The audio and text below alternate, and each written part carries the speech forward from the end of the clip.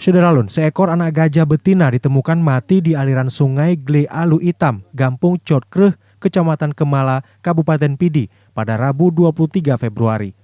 Lokasi anak gajah mati berada di kawasan perkebunan warga di Kecamatan Kemala yang berjarak sekitar 1 km dari pemukiman warga. Satwa dilindungi itu awalnya ditemukan tim penggiring gajah dari CRU Mila dan warga yang berkebun di lokasi tersebut. Anak gajah liar yang mati itu merupakan gajah liar yang telah terpisah dari kawanan yang sering melintas di hutan Kecamatan Sakti hingga Kecamatan Kemala.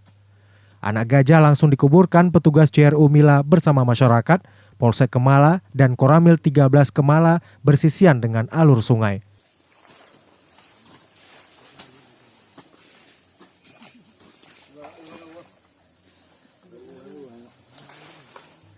Dari Pidi, Muhammad Nazar, Serambi On TV.